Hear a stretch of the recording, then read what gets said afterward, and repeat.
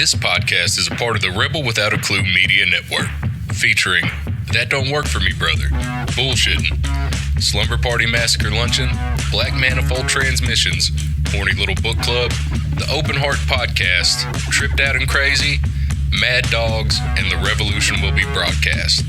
You can find all of our podcasts on Spotify, Apple, and YouTube. Rebel Without a Clue, Strange Minds, Loud Hearts, No Apologies. I don't know how many years on this earth I got left. I'm gonna get real weird with it. Meanwhile, block the wind. I'm gonna roast this bone.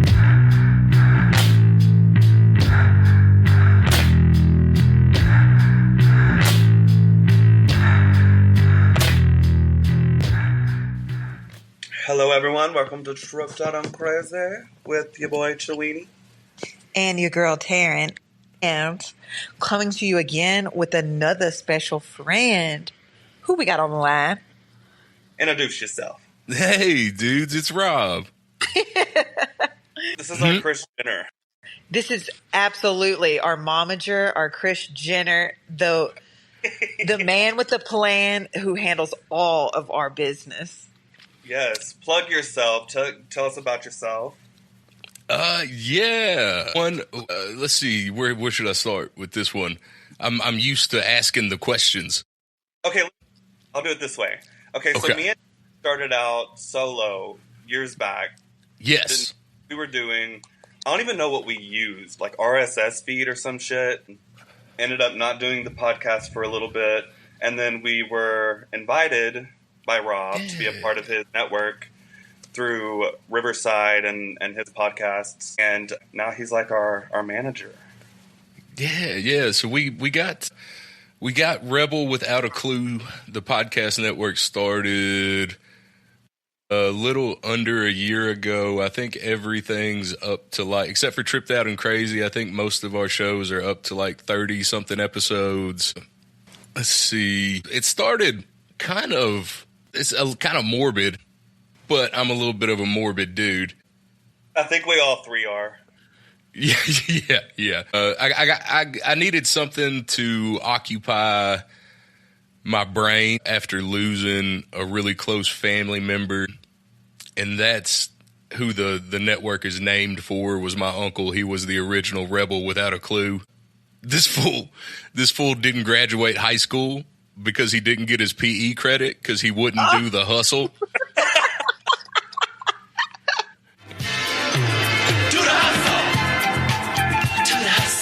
And he's like a genius. I love that. I never knew the origin story of Rebel Without a Clue, but I've always thought, you're so creative in the name of the network and then just the names of the pods that you come up with. You're really like a rock star with kind of like a visionary, truly. You've always talked about your creative ideas. So to see you bring it to light and all of the hard work you're putting into it, it's really something to watch, and you're kicking all the ass for show.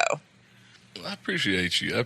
Yeah, we've got, including Tripped Out and Crazy, I think we're up to 8 active podcasts on the network. Which is wild.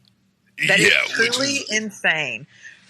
For people that don't know nuts. The effort that goes into a podcast, it's like getting on here and just yapping and talking is the easy part. But the back end things that you take care of, the Chris Jenner of it all, the editing, all of that, it's insane. It's wild. It's another job. It's 8 jobs. No, it is. It has become a second job, but it's also editing audio and editing video scratches my ADHD itch in a way that nothing else does. That's good. So it's a labor of love, and sometimes it's an obsession. So hell yeah. I have to do shit like that. I'll smoke 10 cigarettes before I even start because I'm stressed the fuck out. See, and I couldn't even hit my switches to get my computer going. So I said, I damn sure can't do it these days. I'm a dumbass without a clue. So I'm a busted raggedy bitch without a clue today. Y'all tell me why. I pulled my hair down at work today, and I said, I feel like a dust ball just flew up out my ponytail. I don't think I've washed my hair in like 8 days, bitch. 8 days. Shit. So that's how my week's going. I feel like I'm getting a new wrinkle every other day. Huh? That's how they used to do it back in the day. So, Girl, if these the wrinkles is coming on, literally. my ponytails like literally got tumbleweeds coming up out of them. I said, I ain't washed my hair. I ain't done shit. So, how's y'all's day go? I don't know how it ended up being Wednesday, but is it Wednesday? It's Wednesday. so. On Wednesdays, we wear pink. On Wednesdays, we edit Slumber Party Massacre Luncheon. So, yes, it's Wednesday. Okay. Yes. Yeah. I was like, either we are off tomorrow or 3 days from now. But I know I'm off. Yeah. Everybody gets a long weekend. So, speaking of Slumber Party, Massacre? Slumber Party Massacre Luncheon. Luncheon. That's what I was going to say. So, if you were going to do a luncheon for a Slumber Party Massacre, what snacks are you having available? So, for your luncheon, you want something a little light. You want something that's gonna satisfy people, but not leave them weighed down, not leave them tired going throughout their day. You know, so I'm thinking like a macaroni salad. I'm thinking maybe a salad bar. You know, you can build your own salad, get you some shaved carrots and some ham. This is so wholesome. I'm picturing like the Pizza Hut salad bar from back in the day. Oh, yeah. Awesome salad. No. You know what I was picturing? I was picturing like those, you know, when you make the little kitty litter candy things with the Tootsie Rolls. Yeah. Like I'm thinking like scary Halloween. Me too. Like I was goof candy. yes. Like goof food. Ooh. When you said like finger sandwiches, I was thinking, is that like a Vienna sausage with a bloody finger or something, like wrapped up in a gross little hot dog bun? Dude, Yeah. One time when I was like 10, I had this birthday party, and all my friends came over and we watched scary movies. And my mom made these snacks, right? And they were all like horror movie themed, dude. And she had these cookies that looked like witch fingers and had like icing on it and stuff that she made with food coloring. And then she had like cheese dip that was blood and like eyeball grapes and stuff like that, dude. It's probably that. I'd probably run that back. That's exactly what you need for a luncheon. Like a salad, the theory, it sounds right. But I feel like you need the massacre part of it. I want us to, we all die. I want us to sit down like Beetlejuice, and I want that little shrimp hand to just. Now we're talking. That's the party luncheon. And we all sing, what's that called? Whatever she sings. And then the massacre is just a surprise red wedding at the end of the luncheon. Yeah, dude. I volunteer as tribute. Take me out. I've seen enough and I've had enough. My eyeballs as an observer. Tapping out. Chaweenie, you been going through it? Huh? I said you've been going through it? Girl, been through it, been through it, gone through it, still going through it. But you know what? We still are going to go through it. So that's right. We on our feet. We still standing. Hell yeah. You got a roof. You doing something right. Amen. Yeah. Isn't that something how you said your mama made them snacks though? And I feel like mamas truly just do like cool shit and they really make moments special. Like my mom, I remember one time she did like the whole green eggs and ham like breakfast thing. And it's just like the memories that you have with them. And then I saw something too. This girl I went to hair school with, I thought it was a really cool thing. But she's got 4 little baby girls and she did like covered her whole kitchen table in aluminum foil and then just dumped the spaghetti on the table. And the kids looked so excited. I was like, hell yeah. Who doesn't want to eat spaghetti on the table? Is that one of those the people that do the dump meals where they just pour shit out on the table? Like the nachos? I've seen that and I was like, man, that's kind of cool. I just wouldn't have thought about that, but I said, because you think about that as a kid, you're like, there's nothing damn better and getting to do some shit you ain't supposed to do, like put a mess on the table. My mama used to try to get after us over some shit like that. No plates, no rules. Yeah, no plates, yeah. no rules. Affected as a child. I had those fucking kid cuisines. Me too, and I used to fuck them up. I hate them. My sister hid one of the patties because she had to finish her plate. She said, "Let me go to the restroom real quick." So she hid this like Salisbury steak patty in her pants and went and tried to flush it. Flooded the whole damn bathroom. Red-handed. I never got down with the kids' cuisine patties. I had the pizza and the corn and the little brownie, and used to be really doing some shit watching my little Disney movies with my kid cuisine. Well, hold on. Did your sister get caught? Did she get in trouble? Yes, we all got in trouble. When our double side started tilting to the left because everything was flooding, I said, "What did you do?" And then she took the focus off me. I ran. That's funny as shit. I straight up would have just poked my head out like somebody got a plunger. I'm gonna just handle this. We're not ever gonna talk about it. I would have been like, "This is why we eat these because now she has C. diff." Because they weren't good. But I don't know if we had like a 1,000-watt fucking microwave, but that brownie was cremated. Yes. Oh, it was crunchy. And when icing touched it, it sizzled into like that when you like try to cook sugar so you can dip it and make hard candy. That's how hot that brownie was. And the corn get everywhere. The corn popped into The corn end up all over the fucking place.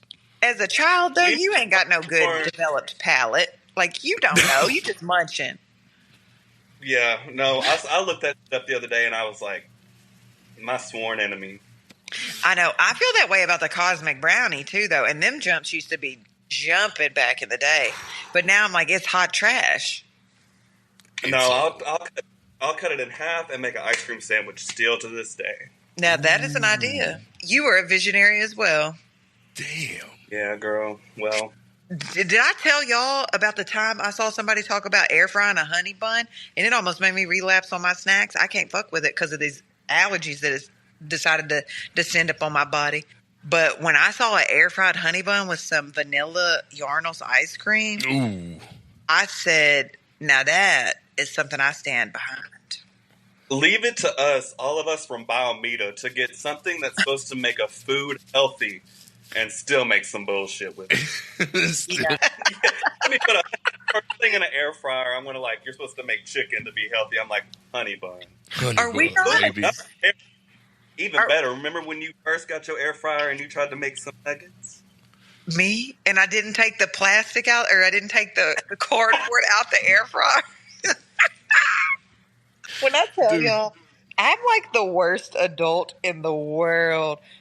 It's so bad. Oh, it's so bad. I tried to cook these nuggets in the air fryer, and I was like, these things taste like trash. And everybody was raving about these air fryers. I don't read directions.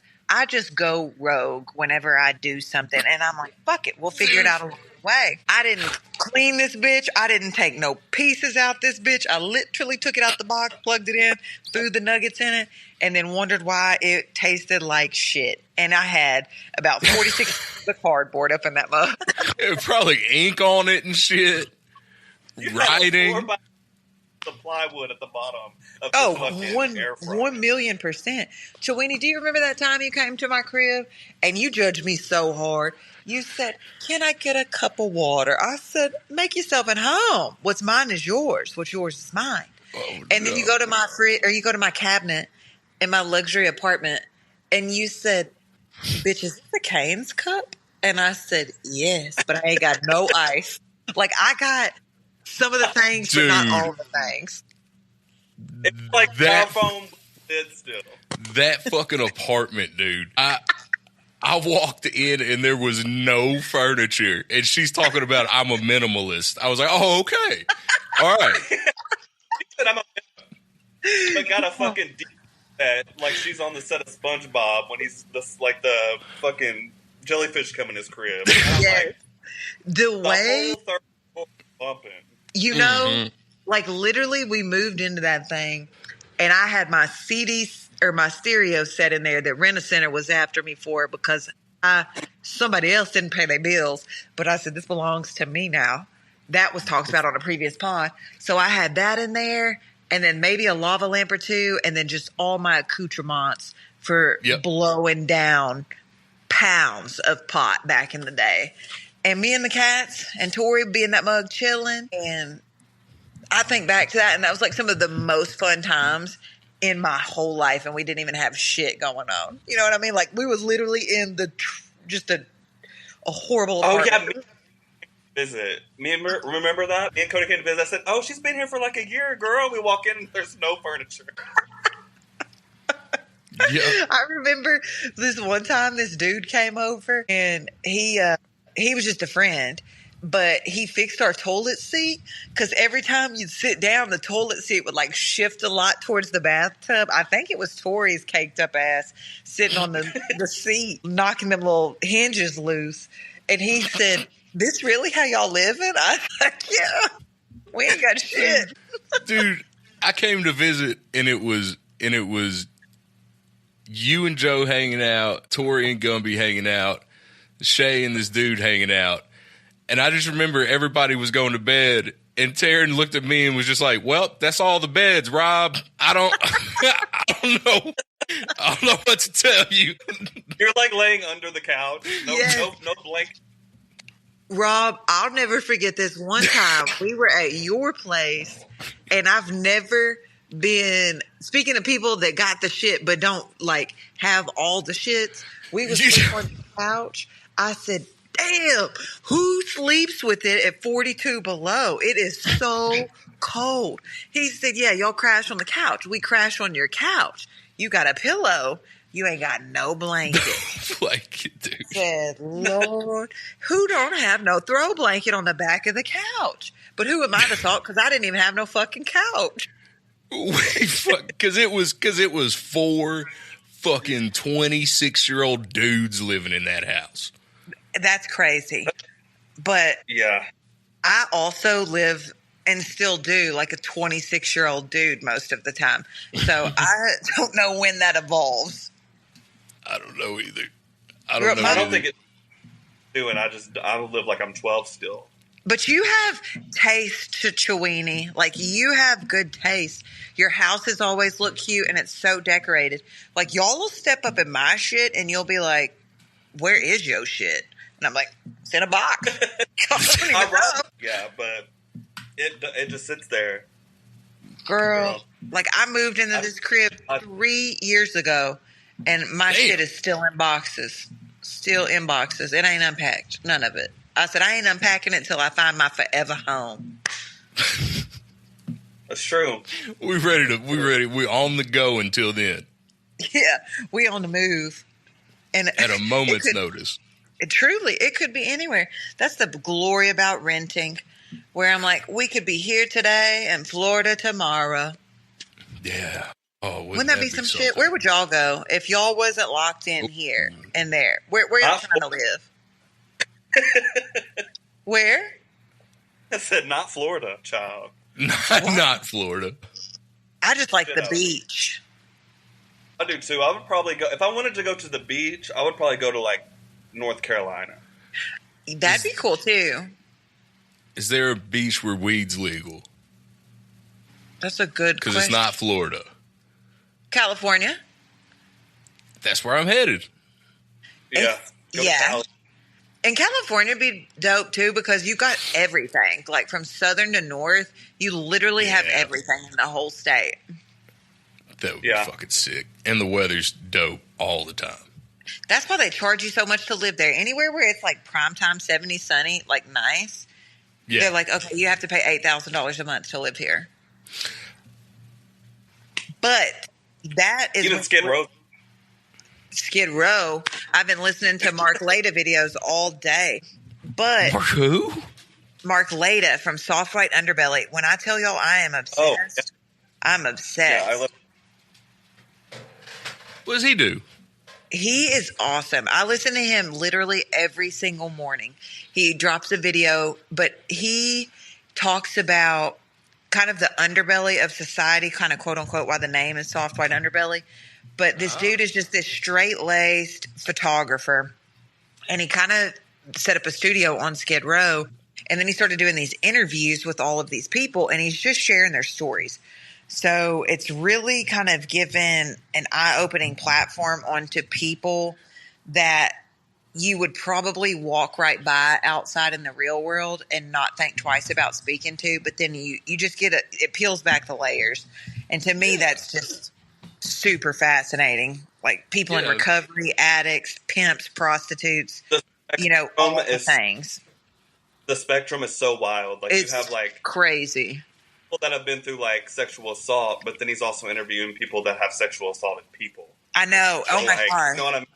Everybody on the like everybody's on there. But and The one I keep up with is Rebecca. you like Rebecca?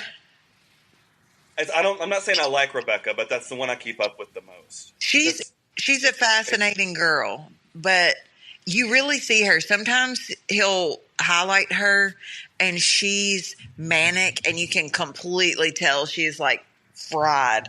And then other times when she's more coherent, she's so smart and articulate and like has such cool ideas and things where it's sad to see how we're all on the same timeline experiencing the same thing, like life, but how differently shit rocks people. And then it's really eye-opening with that. I feel like everybody should check it out and listen to it because we're all one life experience away. Like we're more alike than we're different. And that could be us in a New York minute where shit could just go south in one way. And then, it's like, that's what be cool to people. Like don't make life harder on people than it already has to be. You at any given moment, you're one catastrophe away from being homeless. Like it. Yeah. It's crazy. It boggles, like it fucks me up when people are like that. They're like, oh, they choose homelessness. Like they don't want to get a job. They don't want to participate in society. Like, I've talked to a lot of fucking people and not one of them has said, you know what? I want to give up my house. Truly. And, that's where like he does such a good job with that and speaking to people because and specifically in the addicts, because it's like what comes first, the chicken or the egg, where it's like, am I homeless because of the trauma that made me do drugs and then it just like snowballed? Or did I start partying kind of recreationally and then it slipped away and it just got out of hand? And, like there's stories to both, but it's just really kind of crazy to hear someone's real world experience of that. And then them trying to get themselves out of it where they're like, oh, I can't get a job, which most people always say, get a job. How do you get a job with no address, no phone? Like, no, you look like you're not showered. Like you can't get even your foot in the door to make those things happen. No, dude. Yeah. No. But the Whitakers, that's the most fascinating too. Mm-hmm. He's in Appalachia. He's been dropping the past few weeks. He's been doing like little 20-minute shorts with people. Oh, it's that from dude? Appalachia. Mm-hmm. Yeah. Okay. I've seen some of his stuff. Okay.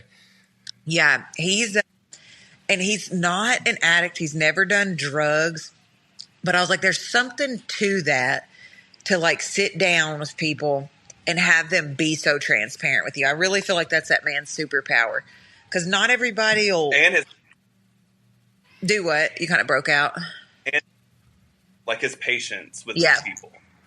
For sure. Like, because there's some of them that do get wild and he's just like, he stays calm. Yeah. But I think there's something to that too. Cause it's like, how do you sit in a room with all walks of people and you can relate or share stories with all of them and then have those people feel comfortable enough with you to be like completely vulnerable? And go in front of the world like that. That's truly, there's something remarkable about that, I think. Yeah. Some people were born to do that, and I commend them. I couldn't handle the stories. I think it would get to me too bad. Oh, God, yeah. Yeah. I'm too much of an emotion. Yeah, that is, see, that would be tricky. Especially how many times he loses people. Yeah. Yeah. That's like Amber, my wife, is a therapist and like used to work at Children's in the oncology ward. And like, dude, would come home with stories just of like the most tragic shit constantly, dude. Yeah. Like so heavy that I had to be like, hey, before you just start laying shit on me, give me a heads up. You know what I mean? Like, Yeah. But like, what made me think of Amber was just like strangers when we're out in public. We'll just start telling her the most intimate shit about their lives. I feel like that's There's people just something sense about that energy. her, like aura or something. I don't know what that is about somebody, but it is really fascinating where someone just feels like that calm presence. And I always remember your wife, the first time I met her, she was in a yellow cardigan when we were in Eureka. And she looked like sunshine. Yeah. And that's still always what pops in my mind when I think of her because her energy's so light. So I can absolutely see where people would feel so comfortable talking to her. But I know that's absolutely. Yeah. My man's has kind of said some crazy shit too but I like with my work, he was like, people tell you that or like they've said wild shit. They share good, bad, the ugly, all the time. And I was like, yeah. And I was like, I don't know if it's just because I'm nosy too, where I'm like, wait, what the fuck happened? Or if it's because I'm touching them and then you're in their world enough, but you're far enough removed to where they feel like they can talk to you and you kind of have a rapport, but it's not so close to where you're like, damn, they're judging me type shit. You know what I mean? There's a distance there. Yeah. Where it's like I only see this person for this one interaction. Yep. And they don't really affect my day-to-day life. Let's fucking drop some shit on them. And sometimes they be dropping some shit where I'm like, they put what up their ass? You know what I mean? Like shit like that. And you can't tell me no wild shit and then me not ask no questions. Like the amount of times I've heard that people stick candles up their ass, I'm like, what? Candles. And then these people will just Candles. Like these will be my nurse clients where they're like, this person came in the ER and they had a candle up their ass. I said, what kind? Was it like a Yankee candle? Was it like a jar candle? Was it a what? Like, and yeah, we talking. What's what? Like, bitch, that's when you get into territory. I'm not shocked. See, and that's where I'm like, the gays are wilding out. Oh, this one time, this wasn't my story, but I heard this story from somebody I know, and it was a gay couple. These two gay guys, and they got into a fight at their establishment. One of them left, drove his Mercedes through the grass, and then they had stole a whole bunch of shit from the promenade, but left it in this place. And then one of them shit it in the shower. It was just a whole chaotic series of events. And I said, God, I don't know which part to address on that first, but all of it sounds like a fabulous evening. Probably. Do what? Probably the ketamine and poppers. Yeah. I think that's where we should start. That would be me as a gay therapist. Which part? How long have you been in this K-hole? Truly. Because y'all gay-ass hang out that shit just fucking sober. You know, surely not, right? Do y'all have any wild card friends that would do some diabolical stuff like that sober? Well, here's the thing, right? Like, kind of. You just numbers wise, there's got to be at least a handful of people you know. I feel like there's people that I know, but they're definitely not people that I talk to or have talked to. I don't think I would have. Right. But it gets confusing. Like, it's always substance involved. It's never like just sober. That's what I was going to say. I think my wild card friends that I know would do wild shit, they were definitely on drugs. Yeah. I kind of know somebody, but they always say they're never on drugs, but they're definitely on drugs. We know this person. We know this person? Yeah, we know this person.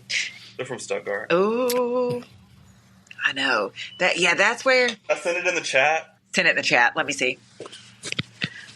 Send it in the chat. I know, that's the same thing. But then I'm like, which way is more interesting? If your sober mind just lets you wild out like that? Because I feel like on drugs, everybody's inhibitions are a little bit lower, so you can just do what you do. But if you're sober after that, is it bad? Then it's like, now this is interesting. For me to say this? What? When you're... Yes. It's the shitting in public that really, you know. But you know, people are crazy with that. I will say this. I don't even think this was a drug-induced shit. But one time I worked at this gym that had tanning beds, and the amount of people that will poop in the tanning room is disgusting. And those are women most of the time, which normally I really thought that was dude behavior. Like, these ladies would pee in the trash. Ass at the fucking... Yeah, because they're already, like, not dressed. So, and they've got their tanning lotion on, so they're not going to put their clothes on, run out and go to the restroom. So they would just shit in the tanning room.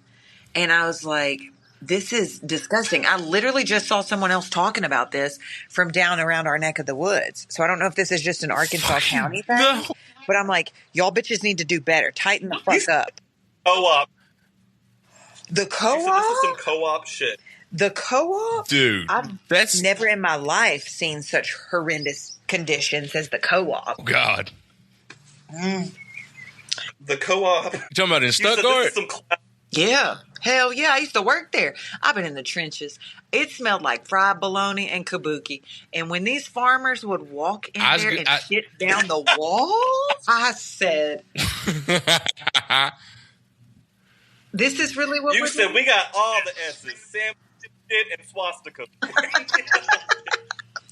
You messing with a motherfucker that's been drinking beer and eating Vienna since 8 a.m. Potted meat. Truly. God. Uncontrollably. So you worked at the co-op? Hell yeah. Rob Kebab, I done been around on some jobs. I'm like a Swiss Army knife of like weird jobs. So is Chaweenie, though. Yes, me too. I've had some weird jobs too. I worked at Linux. That's hilarious. When I was at peak tween. I was gonna say it's like peak gay. Yeah. You just being out there. Like I feel like the only thing you need to do now is to like drive an 18-wheeler or farm. Yeah. I mean, at this, it's all that I have. When I worked at Linux, I was turning these pipes from like 1 to 2 a.m. And I'm like, where have I become? Like, gay-ass haircut, 114 pounds. Everyone, when I walk in, they're like, hey, super britches. I'm like, huh? It's like... Everyone has no... Everyone's like, I go to the dentist, everyone's trying to buy my hydrocodone. I'm like, what is happening? Dude.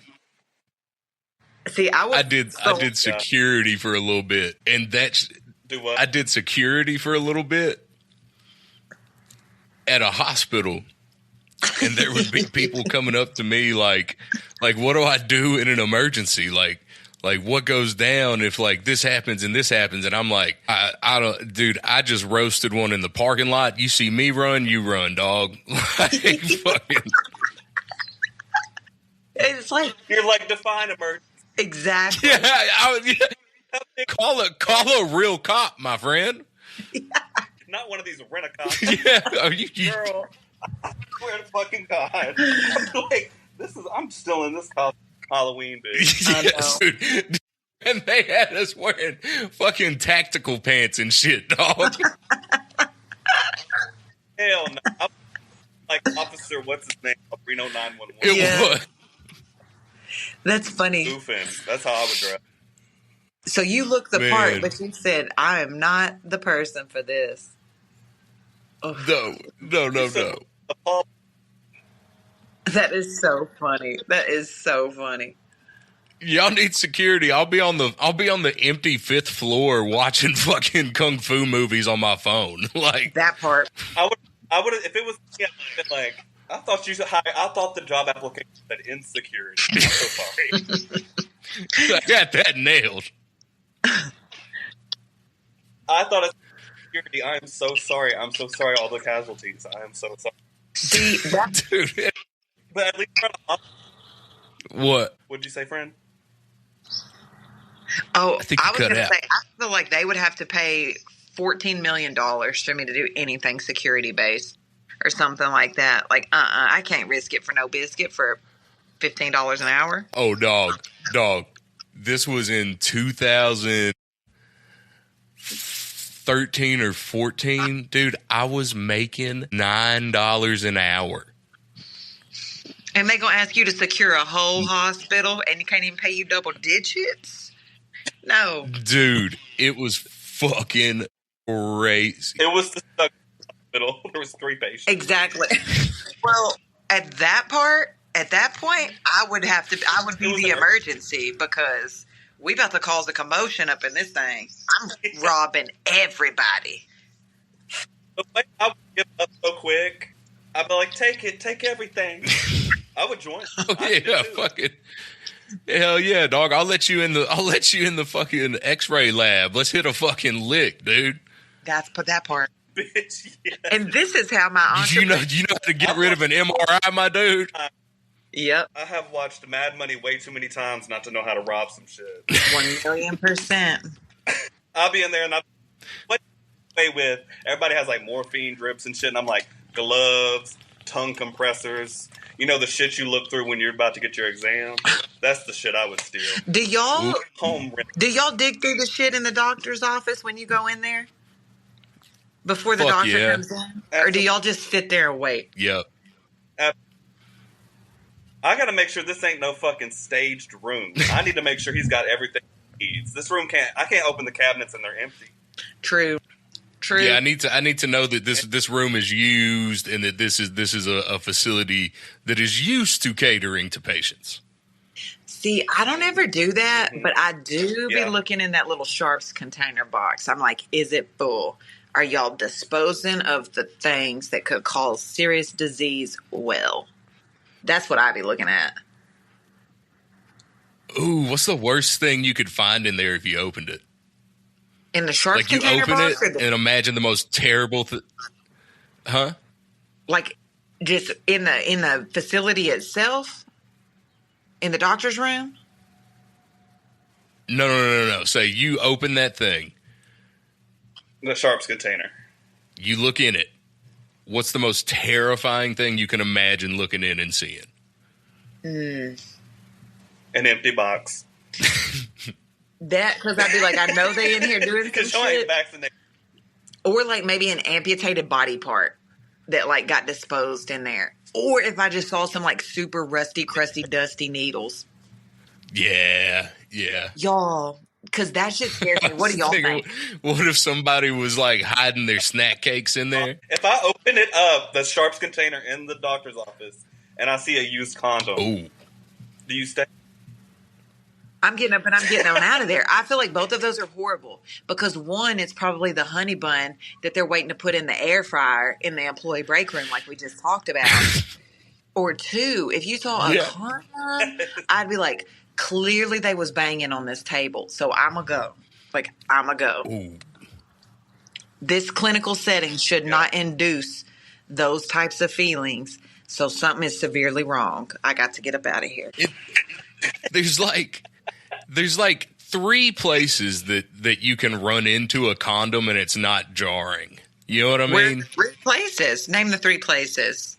Like if you ran into a used condom, like on a bathroom floor close to a trash can, like beside a bed in your home or something, like One blown up as a balloon because you ran out for a birthday yes, party. for sure. Love. But is it a public bathroom? Ooh, No handicap. It's like, gotta have room to spread out, I mean, like I think something about to that. hold on to. Or do you think people are germaphobes? Are y'all germaphobes? I'm not. Are you scared of the germs? No, I'm not like crazy about or anything like that, but I've met people that are. And then I'm like, but who are these people banging in like public bathrooms? Because them things is nasty sometimes. I don't know if the men's look like the women's, but sometimes the women's bathrooms, I'm like, ew. But I don't know. I know that should be happening. I guarantee you're a germaphobe bathroom. What? I said, I guarantee you, if you are a germaphobe, you're not banging in a public bathroom. Very true. Very true. Probably not even your own car. Probably not, dude. Probably like a bubble. Probably in the doctor's office. Exactly. Maybe not even with another person. Yeah, not even your own. That's where all the gloves are going. Yeah, I just stare at it real hard until. Yeah. I act like I'm 11, like I got mine. Yeah, like an X-Man in my room. I've been here for 3 days. Nothing's happening. These fucking germs. Curse Like these. And the only thing I have room is an air purifier and 2 Febreze plugins. Yep. Like melting your skin off with that They don't Purell. use lube. They use hand sanitizer. Yeah. Yeah. Oh. That's so scary. I don't think any gay is a germaphobe. The places that we have sex is insane. Where's the most insane place? These bitches do it in public. I feel like that's not just gay people, though. We almost lost you. What? I think public is pretty insane in front of people. And for an audience is insane. To me. Not to yuck anyone's yum, but like, I'd be like, where am I at? That is crazy. I'd be like, why are y'all watching? I'd be like, why are y'all not watching? That's hilarious. I know. That would be... This is a science experiment. See, that would just be crazy. I heard about this thing where people be going in the woods and it's just like a big orgy. Yeah, well, that's called witchcraft. Yeah. And then you start to float. Full moons. I tried to do a float. Huh? Orgies in the woods. And this is around Little Rock, I think. Orgies in the woods is so... Oh. Oh, that makes more sense. Yeah. That makes It's more like sense. a little exhibition thing. But you know, that would terrify me if I just like haphazardly walked up on it and I was like, damn, okay, you do you. But what I would be more fearful of in that situation is the fact that they're probably going to get a tick-borne illness because I can't get down with no Lyme disease. Absolutely not. Girl, you're going to have to throw one leg up, put a peg on it, and act like Black Phillip and just go along with it. Someone had to come out earlier in the day and spray for chiggers and stuff. Yeah. Yeah. I'll do that job. See, You guys need anything? Some snacks, a condom? God love do you guys keep me young? Small. I went on Thursday to Little Rock, You do what? and I went to this park that oversaw Little Rock. I went on a date when I first moved to Little Rock, and then we went to like this park that was overlooked Little Rock. I don't know what park it is. It's like near Kavanaugh. And girl, they was up there clapping cheeks. I was so scared. I'm like Michael Jackson screamed and ran off. I had a homie y'all know, who was with this girl, and they were on the lake, and she was sunbathing, and had her top off, and had sprayed some off on herself, and then they got to getting down on the party barge, and he said he went to lick a nipple and got off in his mouth. He said, I'm turned off. Shit.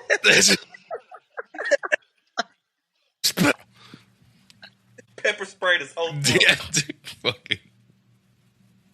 That's so funny. That is hilarious. That shit is about as strong as Yeah, but his tongue acetone. stuck to it too. I could spray my fucking wall and stick a piece of paper to it, and it ain't coming down. Fact. That shit is thick, sticky, and it don't do shit if you in from Arco. It does not do shit if you. That's the state bird. You don't need. The only thing you need for the mosquitoes in Arco is an AK. That's so Yeah. true. They're immune. They're immune to any kind of. Well, you It's sit crazy, outside and you like hear them come through. You know what I mean? They buzz. It's like a flock of them. You hear?